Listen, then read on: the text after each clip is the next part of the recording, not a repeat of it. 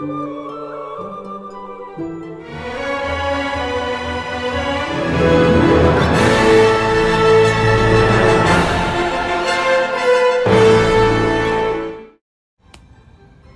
the Soul from the Twin Flame Journey by Terriann Belle.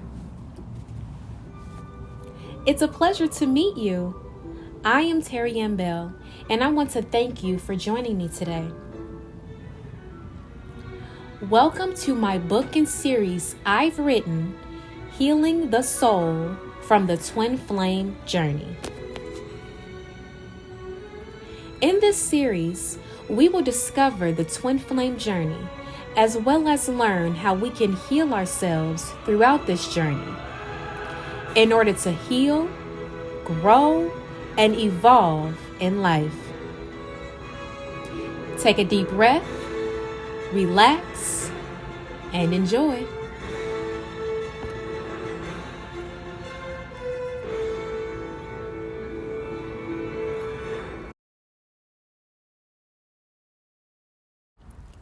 The separation period.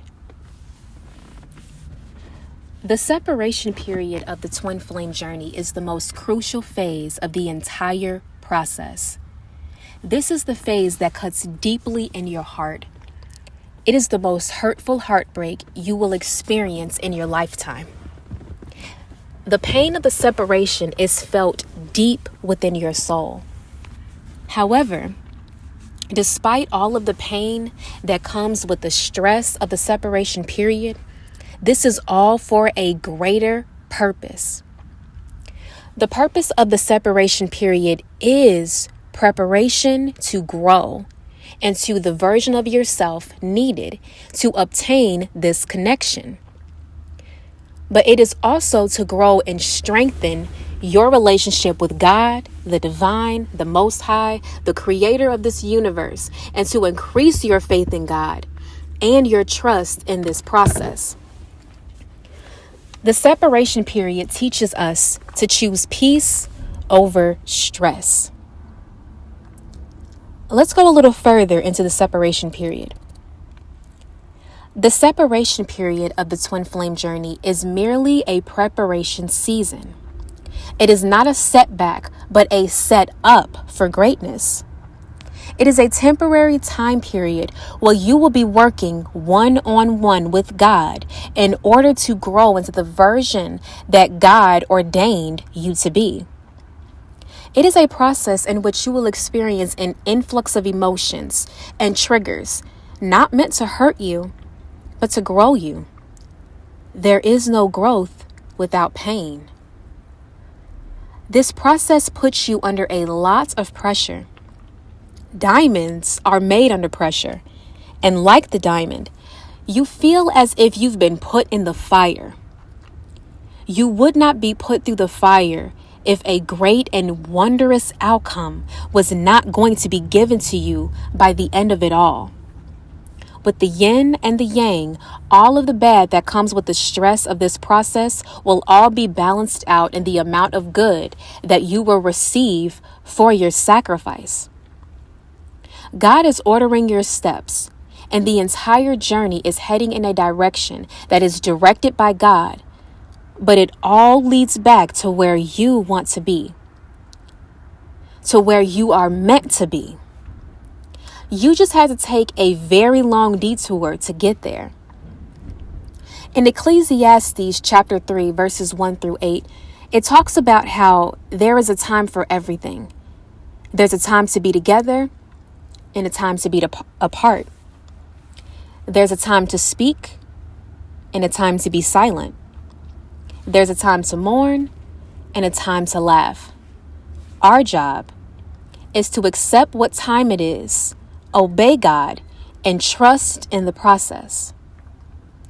We may not always understand why God directs our steps in the direction we are told to go, or why things don't go the way we want it to go, why we cannot talk to that person when we really want to, or why the timing of things take longer than what we may anticipate. Although we may not fully understand what it truly is going on, we must have the faith to endure, the courage to keep moving, and the strength to hold on despite how things may look. Your twin did not ghost you. They were being obedient to their intuition. They aren't ignoring you. What is happening is God shut the door, and no man can open a door that God has shut.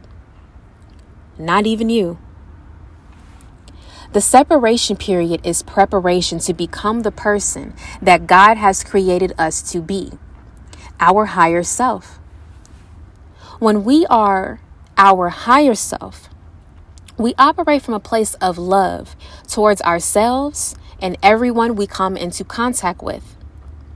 Our higher self is obedient because we trust that whatever God tells us to do, although we may not understand, we follow through anyway.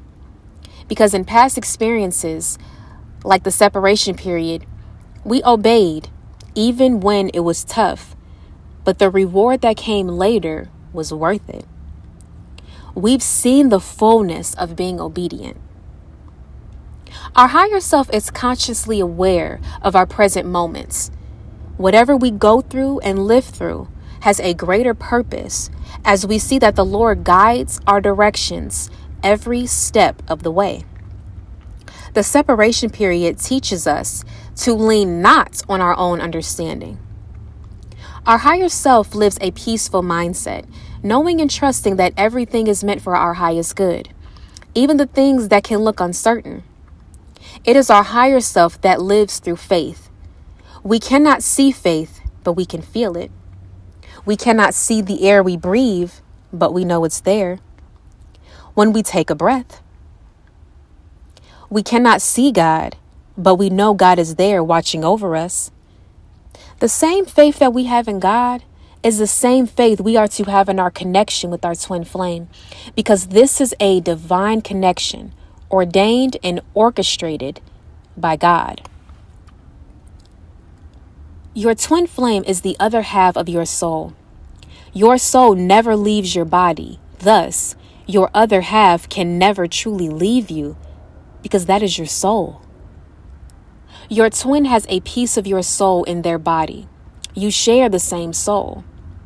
With everything you feel, the other feels as well. Now, although the separation period will require you to not see them in person, to not be in their physical presence, to not speak to them or hear from them for an extended period of time, does not mean that they have left you. They are still with you. The thought of separation is merely an illusion. The thought of separation is merely an illusion. They are not separate from you, but they are in their own private building ground, preparing them to be all they need to be. Imagine being in a house and you are in one room while your twin is in another. You are still close by, but just in separate parts of the house. We are a lot closer to our twin than we are apart from them. The house is the soul, and the rooms are our bodies, separate but still as one. When God wants to work on us, God wants it to be just ourselves and God.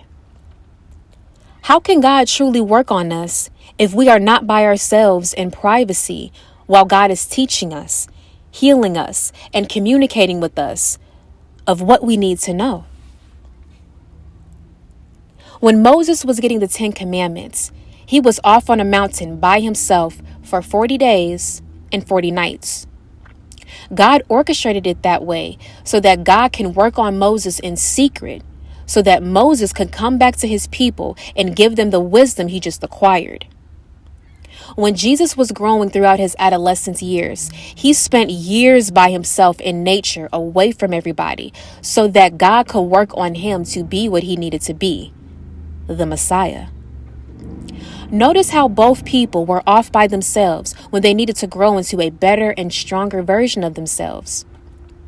Now, like Moses and Yahshua, we too will need time to be worked on so that we can grow into who we need to be. God needs us to be by ourselves because that is where the most transformative work is done on our soul. This is something that cannot be avoided. God makes it that way for a reason, because this is the best way for God to truly work on us. This is a divine connection, and God is ordering our steps every step of the way. Part of those steps require us to walk a path alone. God will bring those divine connections back into our life, but first, God will want to spend time with you and just you. How beautiful is it that we get one-on-one time with God? Although we may want to be with our twin, to talk to them, to see them, to be with them, it may not be the best and the most wise decision for that period of time. Instead of looking at it as a burden, look at it as a favor. When we heal, it can get ugly. And we wouldn't want our twin to see us in such a mess. And we wouldn't want to see our twin go through their pain. Because feeling it is one thing, but seeing it is another. God is protecting you both from witnessing such a mess of events. So God allows you to be in your own privacy to heal, so you can be as vulnerable as you need with no judgment or resistance. Oftentimes, when with the people we love, we try to be strong for them. But sometimes in being strong, we don't allow ourselves to feel the emotions we need to feel. Feeling and expression of emotions is needed during healing.